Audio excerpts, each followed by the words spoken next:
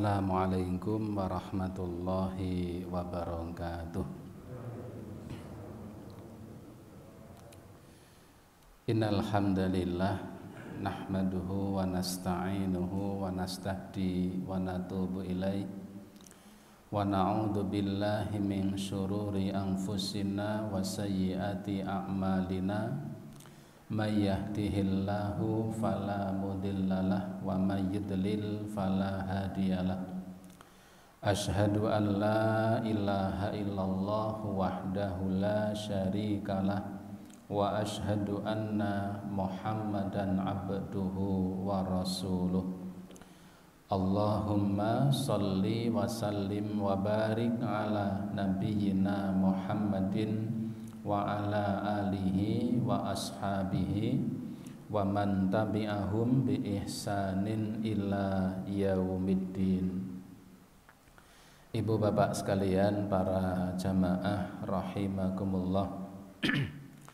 Alhamdulillah, mari senantiasa kita haturkan rasa syukur kita kehadirat Allah Subhanahu wa taala, karena malam hari ini Allah taala masih melimpahkan karunia, rahmat dan hidayahnya kepada kita semuanya, sehingga malam hari ini kita bisa bersama-sama melaksanakan ibadah sholat maghrib dengan berjamaah.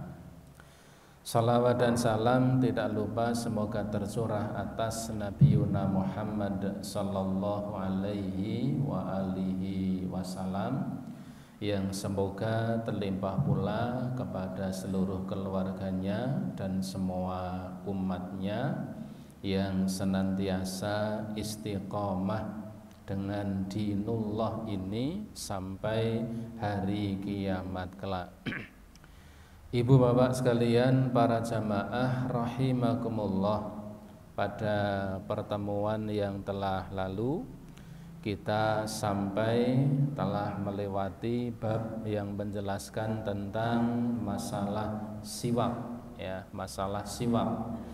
Dan pada bab yang terakhir kita jelaskan, kita kaji tentang faedah siwak ataupun manfaat dari siwak. Siwak ini faedahnya banyak, manfaatnya banyak. Paling tidak siwak itu bisa membersihkan gigi dan mulut. Dan yang lebih penting lagi, bahwa dengan siwak ini seseorang bisa mendapatkan ridho Allah Subhanahu wa ta'ala. Ini kemarin yang sudah kita bahas. Pada malam hari ini akan kita bahas yang berikutnya, yaitu yang kelima, al-mas'alatul khamisah, masalah yang kelima pada bab ini, tentang sunnanil fitrah, tentang sunnah fitrah. Ibu bapak, para jamaah rahimakumullah, fitrah ini ada yang memaknai dengan makna suci. Sunanil fitrah ini ada yang memaknai tentang sunnah-sunnah kesucian. Tetapi banyak di antara para ulama ketika menjelaskan bahwa yang dimaksud fitrah itu adalah dinul Islam itu sendiri, yaitu agama Islam itu sendiri. Seseorang yang beragama Islam, beragamakan agama Allah, sebagaimana ketika Nabi mengatakan kullu mauludin yuladu alal fitrah. Setiap bayi yang lahir dilahirkan dalam keadaan fitrah, ya, nalurinya sesuai naluri agamanya. Hanya nanti bapaknya lah yang akan mengyahudikannya, atau akan memajusikannya, atau akan menasronikannya. Tetapi ketika lahir dalam keadaan lurus sesuai dengan ketentuan Allah Subhanahu wa ta'ala. Wa tusamma aidan khisalul fitrah. Ada juga yang memaknai, ya, bahwa sunnahul fitrah ini adalah khisalul fitrah, didapatinya suatu kesucian fitrah, sesuatu yang memang diajarkan di dalam dinul Islam itu sendiri. Wa dzalika li anna fa'ilaha yatasifu bil fitrati, karena ketika orang-orang melakukan sunnah-sunnah fitrah ini, yatasifu bil fitrati, maka mereka disifati dengan orang-orang yang suci.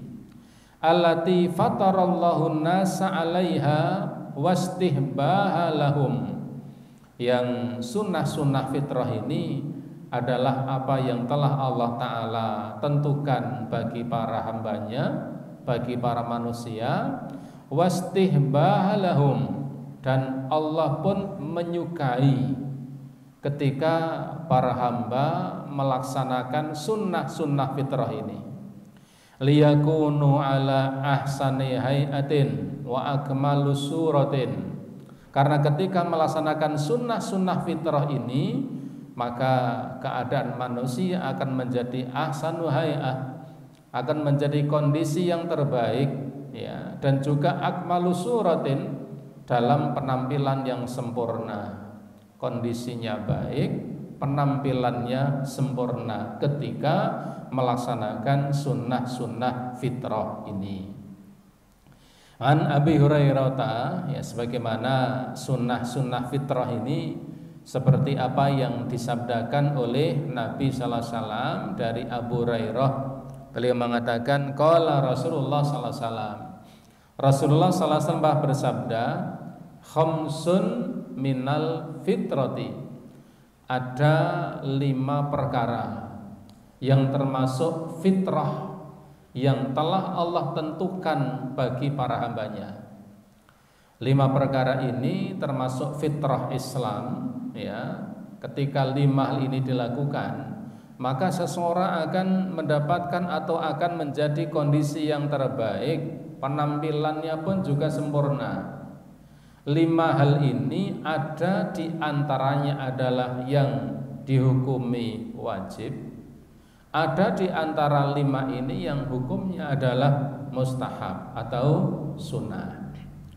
Apa saja? Rasulullah mengatakan khamsun minal fitrati, 5 perkara yang termasuk fitrah ini adalah al-istihdad. Yang pertama adalah istihdad, ya, dari kata hadid. Hadid itu besi. Istihdad maknanya adalah mencukur bulu-bulu kemaluan.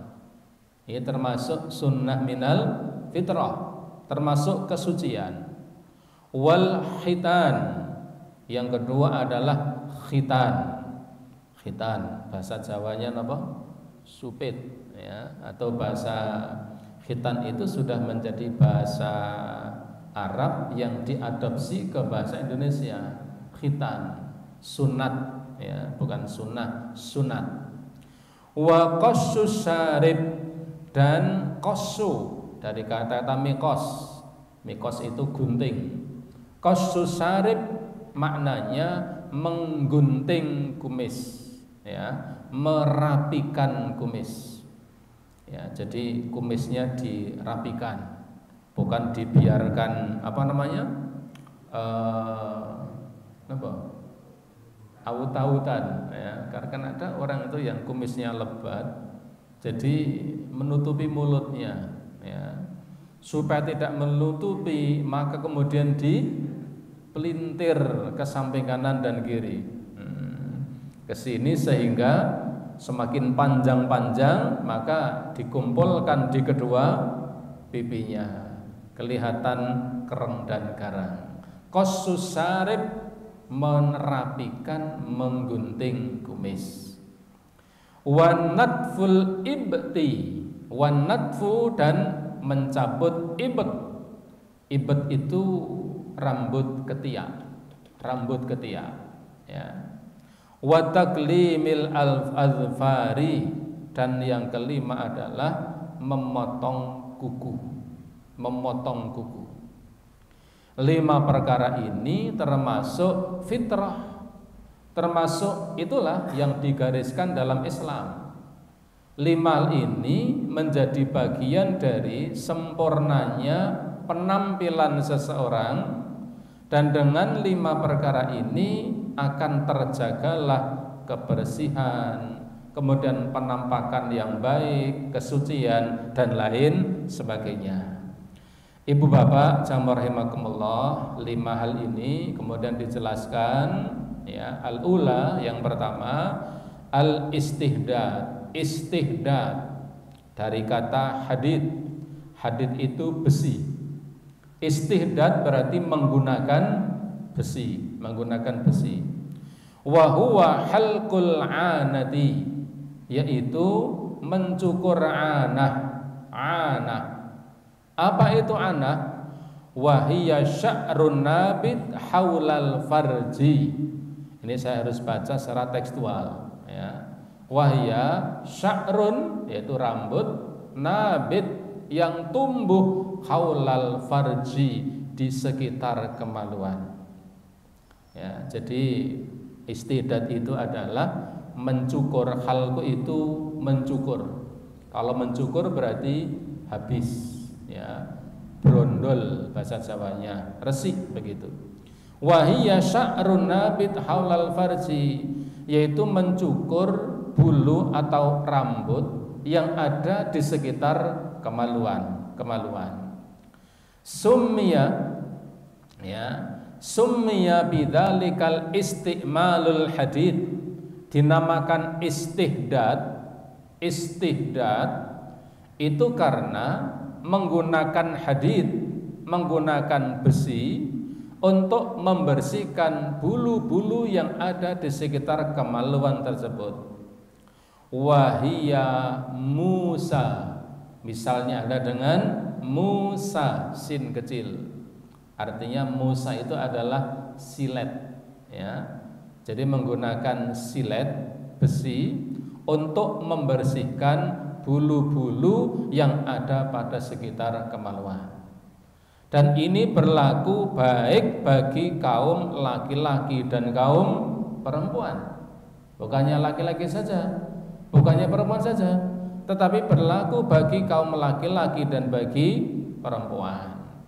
Wa fi izalatihi jamalun, dengan bersihnya bulu-bulu atau rambut tersebut, jamalun, akan menambah keindahan. Wa nadzafatun, dan akan menambah kebersihan, indah, bersih ya. Kemudian tidak menimbulkan bau. Wa yumkinu izalatahu bi ghairil halqi, yang kadang-kadang menghilangkan rambut itu kadang-kadang bi ghairil halqi, kadang dengan tanpa dicukur. Jadi rambut itu kadang bisa hilang. Kalau dulu hanya dicekur, dikerok ya, dicukur pakai silet. Bahkan zaman dahulu mungkin belum ada silet ya, adanya apa? Pedang. Nah, nyukuri nggo pedang. Ya, menakutkan, harus hati-hati itu. Hati-hati, bahaya ya. Bahaya. Ya, seperti bahkan zaman kesana lagi bukan pedang apa? Kampak. Kan begitu. Zaman Nabi Ibrahim itu kan pakainya kampak, khitannya pakai kampak, bukan karena saking alote ya, jadi karena apa ya, alat waktu itu yang dikenal kampak, sehingga pakainya kampak. Sehingga wayum kino izalatahu bi ghairil halqi, kadang menghilangkan rambut atau bulu itu kadang dengan tanpa dicukur. Kal mazilatil musanna'ah, seperti memakai bahan-bahan tertentu, produk-produk tertentu untuk menghilangkan rambut sehingga rambutnya menjadi rontok ya, dengan dioles atau dengan perlakuan tertentu sehingga tidak kemudian dipotong menggunakan besi seperti misalnya gunting ya, kemudian silet, kemudian pisau dan sebagainya, tetapi kadang dengan menggunakan produk-produk tertentu ya, musanna'ah. Musanna'ah ini produk-produk pabrik yang memang bisa menghilangkan rambut itu sehingga rambut itu menjadi hilang, kemudian kondisinya menjadi indah dan juga bersih. Itulah fitrah yang pertama. Ya, fitrah yang Allah Ta'ala tentukan bagi para hambanya. Yang kedua adalah al-khitan, khitan pakai kha, khitan. Wa huwa izalatul jildatul lati tughattil hasyafah. Ya, khitan itu adalah menghilangkan kulit allati tughattil hasyafah, yang menutupi hasyafah. Hasyafah ini mohon maaf secara tekstual, hasyafah ini maknanya adalah kepala zakar, kepala penis, kepala kemaluan laki-laki. Ya, itu bahasa memang begitu. Ya, menghilangkan kulit yang menutupi kepala kemaluan laki-laki hatta tabrazal hasyafah, sehingga kepala itu terbuka. Tidak ada yang menutupi, ya, tidak ada yang menutupi, sehingga tidak ada kotoran dan atau najis yang bersarang di tempat itu. Ustaz, manusia akan tetap membawa najis di dalam itu tidak ada hukum. Tetapi ketika sudah keluar, ya, sudah keluar dari organ manusia, kemudian keluar masih tersisa di tempat itu, ya, karena ada kulit yang menutupi kepala zakar itu, maka ketika itu masih tertutupi, masih memungkinkan, masih sangat mungkin ada sisa-sisa air kencing yang barangkali di situ, sehingga sangat mungkin masih ada najis padanya. Maka dengan khitan kepala zakar itu akan terbuka, tidak ada kulit yang menutupi, sehingga tidak ada najis yang tersisa. Wa hadza fi haqqidz zakari, ini adalah menjadi kewajiban bagi kaum laki-laki. Sehingga fitrah yang kedua ini, ya, yang paling masyhur di kalangan para ulama, khitan itu adalah wajib. Ada yang menghukumi sunnah, tapi mayoritas ulama menghukumi adalah wajib. Kenapa? Karena dengan khitan ini sempurnanya kesucian seseorang. Sementara banyak ibadah yang disyaratkan ketika melakukannya harus suci, seperti sholat. Ini harus suci. Tidak suci maka tidak sah. Wa ammal untha, adapun kaum perempuan, ya, yaitu faqata al-lahmatu zaidatu fawqa mahalil ilaj. Adapun khitan bagi perempuan adalah memotong lahmah, daging, ya, zaidatu yang ada, yang menonjol, fauqa mahalil ilaj, di atas lubang senggama. Nah, ini harus saya sampaikan tekstual ini supaya tidak salah, ya. Jadi kalau laki-laki itu, dan itu sudah kewajiban, adapun bagi perempuan yaitu memotong daging, ya, sedikit yang ada di atas lubang senggama. Kila, ada yang mengatakan innaha tasabbahu urfud daik. Ada yang memaknai, ya, kalau perempuan itu adalah tasabbaha, menyerupai urfud daik, jengger, daik. Daik itu ayam jantan, ya, menyerupai jengger ayam jantan. Dipotong sedikit, tidak banyak, hanya memotong sedikit dari bagian itu. Was-sahih, pendapat yang sahih adalah annahu wajibun fi haqqir rijali, bahwasanya khitan ini adalah wajib bagi kaum laki-laki, wasunnatun fi haqqin nisa, dan ini adalah sunnah kemuliaan fi haqqin nisa, bagi kaum perempuan. Sekalipun barangkali di tempat kita di Temanggung ini tidak lazim, ya, jarang wanita-wanita dikhitan. Tapi ada di daerah-daerah tertentu yang masih mempraktekkan, ya, mempertahankan adat, yaitu tentang khitan kaum perempuan, ya, dengan memotong bagian kecil daging yang menonjol itu. Tidak semuanya dipotong, hanya kecil. Wal hikmatu fi khitanir rijali fi khitanir rajuli. Hikmah, ya, hikmah khitan bagi kaum laki-laki adalah tadhirul zakari minan najasati, membersihkan zakar, membersihkan kemuluan dari najis. Muhtakinatun fil kulfah, yang tersisa pada kulfah. Kulfah itu tadi kulit, ya, kuluf, dan mengatakan kuluf, kulit yang menutup kepala zakar, ya. Wa fawaidun katsiratun, dan selain itu ada faedah yang sangat banyak. Ya, khitan bagi kaum laki-laki itu diwajibkannya karena apa? Yang pertama adalah untuk menghilangkan najis yang tersisa pada kulub kepala zakar itu. Ya, anak-anak kecil yang belum dihitan, itu kan ada kulubnya. Hilangnya itu maka akan memberikan kesempurnaan pada kesucian, di samping wa fawaiduhu katsiratun, faedah khitan itu sangat banyak, sangat banyak. Sehingga kalau ada orang mu'alaf, ya, masuk Islam, itu biasanya yang pertama kali dilakukan adalah beliau pulang mandi, kemudian bersegera untuk khitan, sekalipun sudah tua-tua, ya, pada dikhitan. Kenapa? Karena memang itu akan menyempurnakan kesucian seseorang. Amal mar'atu, adapun bagi kaum perempuan, hikmah khitan bagi perempuan adalah fa innahu yuqallilu min ghulmatiha.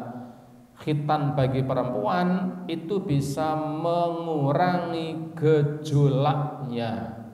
Ai syiddatu syahwatiha, bisa mengurangi gejolak syahwatnya. Tapi para ulama memberikan peringatan agar tidak boleh memotong terlalu banyak. Karena kalau memotong terlalu banyak, maka wanita itu akan kehilangan gairahnya ketika bersama dengan suami mereka.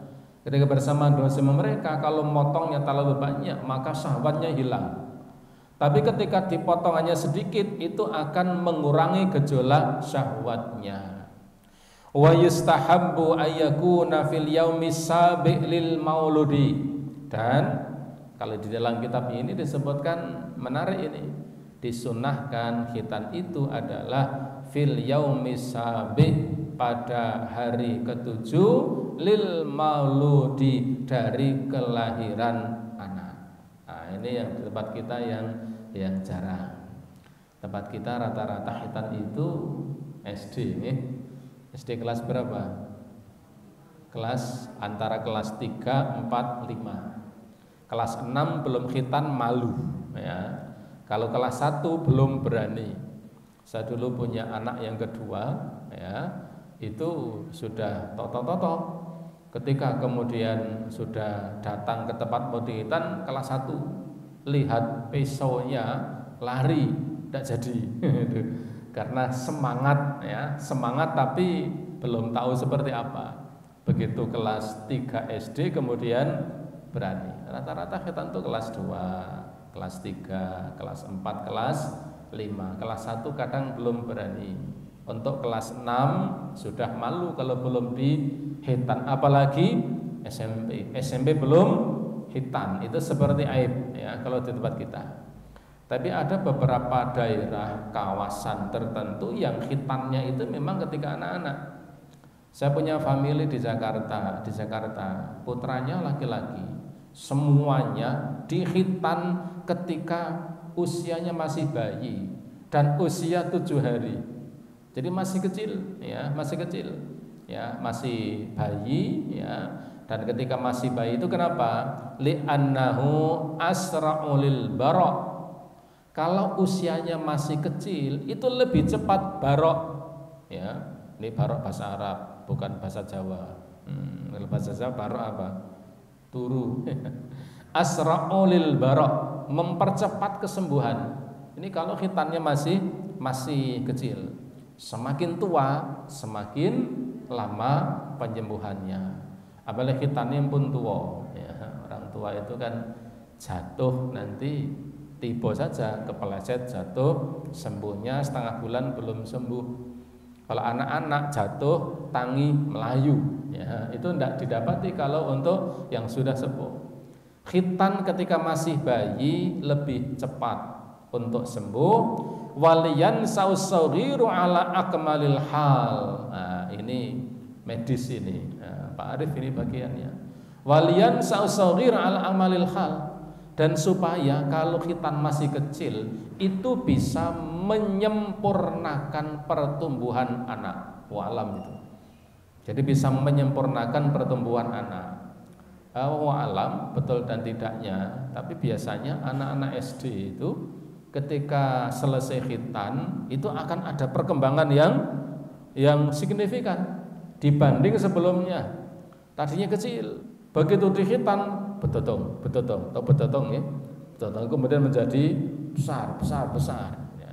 Sehingga kalau di kitab ini disebutkan kalau khitan masih bayi, pertama lebih mempercepat kesembuhan, sembuhnya lebih cepat. Yang kedua, ya, perkembangan anak itu lebih sempurna. Walam ya, karena anak-anak saya khitannya juga usia SD ya. Mau dikhitan, saya sampaikan pada umiknya ibunya, khitan wae dong cilik, jom sakit, nyong ora tegel begitu. Jadi memang kalau tidak umum ya tidak mentolo. Tapi family saya di Jakarta itu anaknya laki-laki semuanya 5 saya lupa. Semuanya dihitan ketika masih bayi khitan. Jadi umur 7 hari itu kemudian langsung dihitan. Kemudian yang ketiga adalah qasus sarib wa ihfa'uhu, menggunting syarib itu kumis, wa ihfa'uhu, dan agak menipiskannya. Jadi ini beda dengan tadi istihdad. Kalau istihdad itu mencukur habis. Kalau kumis ya kos itu digunting, wa ihfa'uhu, dan ditipiskan, dirapikan. Berarti apa? Memelihara kumis boleh, tapi kemudian rapi, tidak jebres. Nah, jebres napa jebres? Jebres itu napa? Awut-awutan. Kita bayangkan ada orang jenggotnya lebat, cambangnya lebat, kumisnya lebat, dahar sego jagung. Orang nggawa duduh. Gimana itu? Ora karu-karuan, awut-awutan. Ya, apalagi kemudian makannya jagonya akas ya. Akas itu yang keras ya, bisa dibayangkan rupane rek kaya ngopo. Maka kumis itu dirapikan. Wahyal mubalaghatu fi qassihi, yaitu mubalaghah ya, bersungguh-sungguh di dalam menipiskannya, lima fi dzalika minat tajammuli, karena ketika kemudian itu diatur ya, dirapikan, itu bisa memperindah. Karena begini, tidak semua orang itu punya kumis yang lebat, tidak semuanya. Tapi ada orang yang kumisnya lebat, itu ketika kemudian tidak dirapikan, maka akan menjadi akan menjadi awut-awutan, ya, kesana kemari. Apalagi nanti sudah beruban, wah surupane ra karu-karuan, separuh putih separuh hitam, ya tidak karu-karuan. Maka kemudian ketika ditipiskan, dirapikan, minat tajamuli, itu menambah keindahan. Karena memang orang itu, ada orang yang memang Allah takdirkan punya kumis, ya. Kemudian dia akan nampak indah, nampak bagus ketika apa? Ketika kumisnya dirapikan. Wan nidhafatu, dan ya akan lebih bersih, dan yang jelas adalah wa mukhalifatul kuffar, dan itu menyelisihi orang-orang di luar orang Islam, menyelisihi orang-orang kafir. Rasulullah SAW ketika dulu melihat ada satu riwayat orang Majusi, riwayat yang lain orang Yahudi dengan kumis yang panjang sampai ada di kedua pipi mereka, barangkali itu diputar-putar ya, dan Nabi kemudian tidak suka dengan yang seperti itu. Waqad waradal ahadits sahihati fi hathi ala qasihi. Disebutkan di dalam banyak riwayat tentang perintah untuk menggunting ya, untuk menipiskan syarib ini, kumis. Wa ifa'ul lihyati, dan membiarkan lihyah. Lihyah itu jenggot ya. Kumis itu ditipiskan, jenggotnya dipanjangkan. Wa irsalaha wa ikramaha, yaitu memanjangkan jenggot dan memuliakannya. Kenapa? Lima fi baqa'il lihyati minal jamali. Karena ketika membiarkan jenggot itu tumbuh bagi kaum laki-laki, itu akan nampak indah asal dirawat ya. Wa mudzahiru rujulah, dan akan menampakkan kelaki-lakiannya. Nah, gitu. Bahasanya napa? Ketok lanang tenan. Nah, itu ketika kumisnya dirapikan, jenggotnya dipanjangkan. Nampak ya, kalau bahasa kitanya laki-laki beken. Nah, gitu. Kalau orang Jakarta napa? Maju. Maju. Dan itu memang sunnah. Wa qad akasa katsiran minan nasil amr ya, dan ini banyak sekali dilakukan oleh para manusia yang kemudian faktanya terbalik ya. Fasaru yuwaffiruna syawaribihim, banyak tidak sedikit di antara kaum muslimin itu yang kemudian membiarkan kumis-kumis mereka, kumisnya dibiarkan menjadi tebal. Wa yuhallikuna lihahum, kemudian mereka memotong, menghabisi jenggot-jenggot mereka. Au yuksiruna, ataupun digunting sangat pendek ya. Ada yang dihabisi, ada yang digunting sangat pendek. Wa fi kulli hadza mukhalifatul lisunnah, yang seperti ini adalah menyelisihi sunnah. Wal awamiril waridati fi wujubi ifaiha, dan yang seperti ini menyelisih perintah-perintah yang qat'i, yang memang jelas perintahnya akan kewajiban ya untuk membiarkan atau memanjangkan jenggotnya. Minha, diantara adalah hadis Abu Hurairah, dari Abu Hurairah radhiyallahu anhu, dia mengatakan qala Rasulullah sallallahu alaihi wasallam, Rasulullah mengatakan jazzus syawaribi, potonglah kumis, dirapikan. Wa arkhul liha, panjangkanlah jenggotnya. Wa khaliful majus, tampil bedalah dengan orang-orang Majusi. Potong kumis, rapikan kumisnya, panjangkan jenggotnya, berbedalah, tampil bedalah dengan orang-orang Majusi. Wah, nggen kula niku elik misalnya ya tidak apa-apa. Yang jelas itu mendatangkan ridha Allah Subhanahu wa taala. Ya tetap dirapikan. Kalau pating cerongat niku nggih. Kalau tumbuhnya akan kemari ya dirapikan supaya rapi. Wa hadis Ibnu Umar radhiyallahu anhu ma'anin Nabi sallallahu alaihi wasallam, dan hadis dari Ibnu Umar, semoga Allah meridhai kepada keduanya, dari Nabi bahwa Nabi bersabda, khaliful musyrikin, bedalah kalian dengan orang-orang musyrik, tampil bedalah dengan mereka. Wa firrul liha, biarkanlah jenggot ya, jenggotnya dipanjang ya. Wa ahfus syawarib, dan rapikan syawarib kumis. Untuk kumis tidak menggunakan kalimat seperti istihdad. Istihdad itu kerok habis. Kalau kumis yang memang menyukai kumis, kebetulan memang peluang tumbuhnya lebat, silahkan dipelihara tapi dirapikan. Itu kumis. Kalau jenggot dibiarkan panjang. Ya, saya pernah berpapasan di Temanggung ini, tapi saya lama tidak lihat.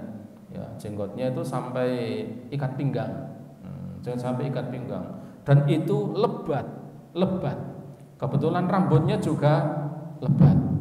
Kemudian pakai motor besar itu, kemudian pakai jaket kulit, tapi hanya sampai lengan. Sininya ngeligo, pakai motor, helmnya kecil, rambutnya terurai ke belakang, jenggotnya juga sampai belakang. Persatuan jenggot melambai. Jadi yang jelas, sekalipun tidak sampai seperti itu, ya, tidak sampai seperti itu, maka membiarkan jenggot itu tumbuh, ya, hingga panjang, ini bagian dari sunnah. Fa'alal muslimi ayal tazima bihadal hadiyun nabawi, maka bagi setiap orang muslim hendaklah dia selalu melazimi, menjaga sunnah Nabi ini. Wah, tapi saya itu kan pegawai di kantor, tidak apa-apa, tidak ada larangan, ya, karena itu bagian dari hak seorang muslim melakukan agamanya, dan itu dilindungi undang-undang. Adapun ketika ada orang mengkaitkan dengan kelompok tertentu, wah, kalau jenggot itu berarti ya fundamental atau teroris misalnya, itu sebenarnya tidak demikian. Tidak semua pelaku teroris itu berjenggot, tetapi jenggot itu bagian dari sunnah. Wah, saya belum menikah ya, pun nek rapayu, nah, tidak juga. Saya pelihara jenggot sekalipun tidak panjang, ada sedikit, sebelum menikah ya sudah, dan ternyata ya dapat, ya, dan dapat istri, ya duwe anak misalnya. Kadang kan ada yang karena alasan-alasan tertentu, tapi yang jelas ini adalah bagian dari sunnah. Ada yang mengatakan, tapi hadisnya dhaif, ya, bahwa pada setiap satu helai jenggot, rambut jenggot yang ia pelihara, maka akan dipakai untuk bergelayutan satu orang bidadari di surga. Nah, ini hadisnya tidak sahih itu. Jadi jenggot itu rambut siji, bidadari siji, do genteyongan, ya protol kan, gitu. Ya, tidak sampai seperti itu, tapi yang jelas ini adalah bagian dari sunnah. Memang seorang muslim itu mestinya memang melazimi sunnah. Kalau tidak di antara kita yang kemudian menjaga sunnah, lalu siapa lagi? Yukhaliful a'da, menyelesaikan musuh-musuh Allah Ta'ala, wa yatamayyazu anit tasabbuhi bin nisa, dan tidak kalah pentingnya adalah berbeda penampilan dari kaum perempuan. Perempuan tidak punya jenggot, perempuan tidak punya kumis, maka kemudian kumis dirapikan, jenggot kemudian dipanjangkan dan dijaga sampai kemudian menjadi baik. Kemudian yang kelima, ya, ini pendek. Yang keempat, taklimul adzafir, memotong kuku. Wa huwa qassuha bihaitsu la tutraku hatta tadul, ya, yaitu mengguntingnya dan tidak membiarkannya hingga panjang. Memotong kuku, tidak membiarkannya hingga tumbuh panjang. Wa taklimu yujammiluha, dengan memotong kuku itu akan, ya, itu akan memperindah penampilan. Wa yuzilu ausahal mutarakimata tahtaha, dan dengan memotong kuku itu akan menghilangkan kotoran-kotoran yang tersisa di bawah kuku. Kalau kukunya semakin panjang biasanya apa? Ada sisa-sisa kotoran. Sementara kita setiap hari Yang normal kita selalu istinja, buang air, kemudian kita istinja, cawik, cepok. Dan ketika cepok itu sangat mungkin kalau tidak dibersihkan akan ada sisa-sisa yang menempel di bawah kuku. Ya, maka kemudian dengan memotongnya akan menghilangkan sisa-sisa kotoran itu.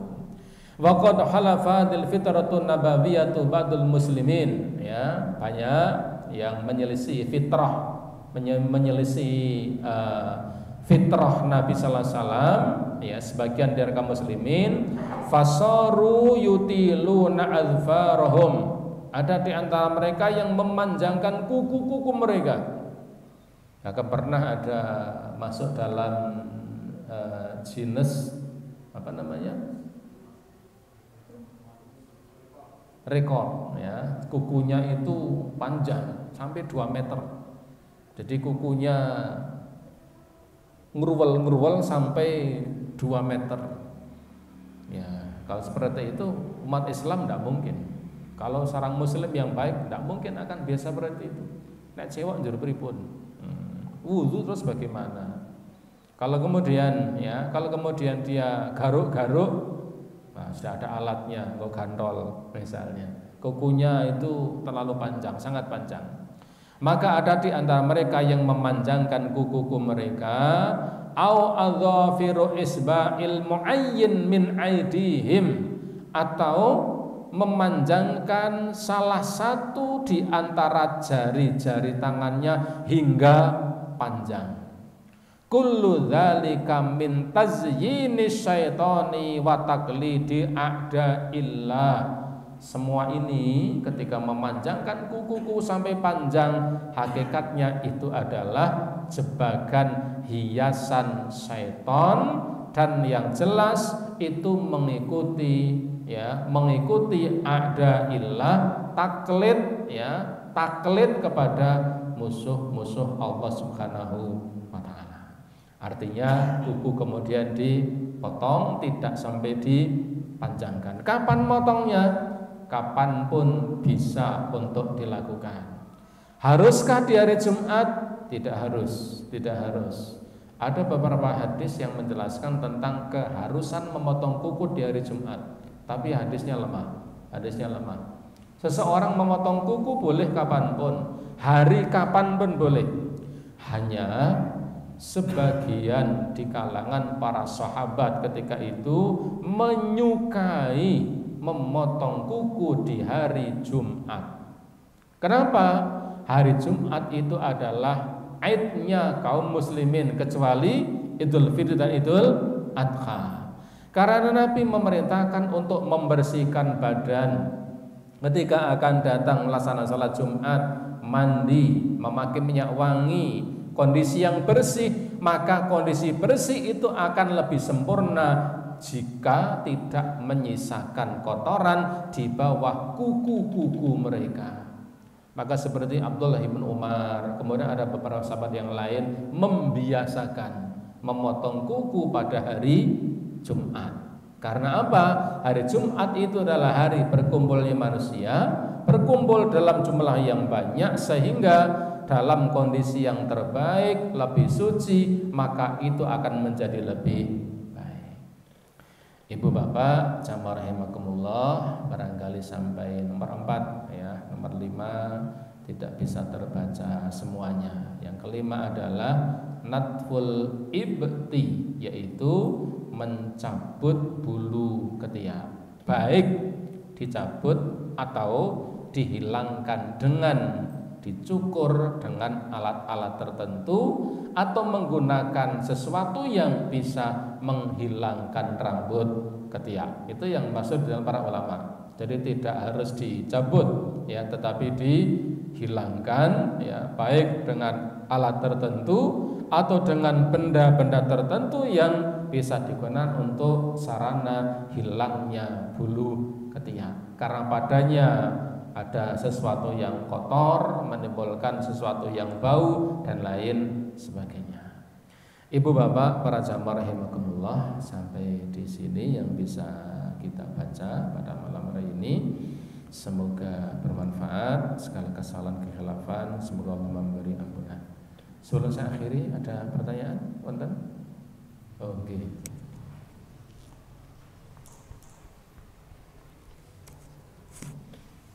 Bismillahirrahmanirrahim. Assalamualaikum warahmatullahi wabarakatuh. Waalaikumsalam.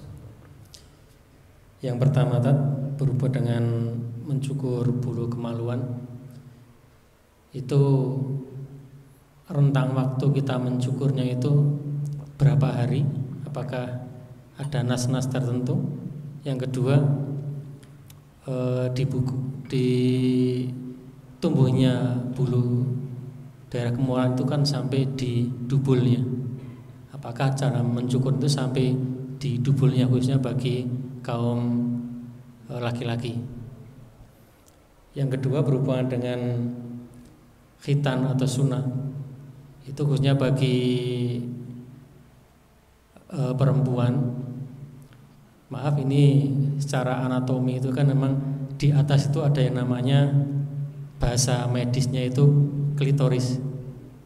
Itu memang di sana pusat saraf perempuan dan banyak sekali pembuluh darahnya, sehingga pusat rangsangan perempuan di situ. Mungkin tadi Ustadz matur kalau kebanyakan mengurangi yang diambil mungkin karena itu banyak saraf yang hilang mungkin tadi. Apakah di situ untuk mengambilnya di secara anatomi di klitorisnya itu yang di atas itu memang ada itu, ataukah di samping sama itu juga ada daging-dagingnya? Dan sedikit menambahkan berhubungan dengan khitan. Ada satu kejadian pernah di rumah sakit itu, beliau non muslim, sudah punya istri, dan setelah berhubungan dia banyak keluar darahnya, perdarahan. Ternyata dia belum dihitan. Mungkin itu salah satu manfaat dari khitan. Jadi, terima kasih. Assalamualaikum warahmatullahi wabarakatuh. Baik, yang pertama terkait kapan mencukur bulu kemaluan. Sebagaimana ketika tadi kita bahas kaitannya tentang memotong kuku, tidak ada waktu tertentu, tidak ada batasan tertentu, hanya banyak di antara para sahabat melakukan itu di hari Jumat. Kenapa? Tidak ada nas keharusan memang, karena mereka mengambil satu inisiatif bahwa hari Jumat itu adalah hari besarnya umat Islam. Maka ketika hari besar umat Islam itulah kemudian mereka berusaha untuk membersihkan sesuatu yang memang diperintahkan untuk membersihkannya, seperti memotong kuku, kemudian mencukur bulu kemaluan, kemudian rambut ketiak dan lain sebagainya. Artinya tidak ada jarak maksimal sampai kapan. Ada yang mengatakan 40 hari, tidak ada ketentuan. Tidak harus 40 hari, tidak harus sekian hari, dan tidak ada keharusan hari-hari tertentu. Karena yang menyatakan hari tertentu itu riwayatnya lemah. Hanya tidak sedikit di kalangan para sahabat yang membiasakan itu dilakukan di hari Jumat. Kenapa? Kaitannya berupaya untuk menghilangkan sesuatu yang dengan hilangnya itu maka akan sempurnalah sebuah kesucian. Jadi tidak sedikit di antara para sahabat yang melakukan itu di hari Jumat. Adapun yang kedua kaitan tentang khitan, betul ya, jadi klitoris itulah yang kemudian diambil, tetapi hanya menghilangkan kulit luar dan sedikit daging. Itu yang dijelaskan rincinya begitu. Tidak sampai mengambil daging yang banyak, tapi hanya di ujungnya itu hanya kulit tambah daging sedikit.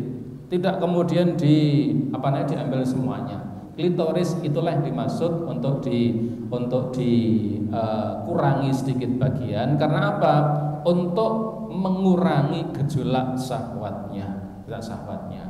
bukan pada daging yang kanan dan kiri, tetapi pada daging di atas lubang senggama yang memang kalau dalam anatomi yang sering diistilahkan dengan klitoris itu, karena itu puncak syaraf dan disitulah puncak syahwat kaum perempuan. Maka ketika dihilangkan menjadi tidak boleh karena akan mengurangi hak seorang perempuan.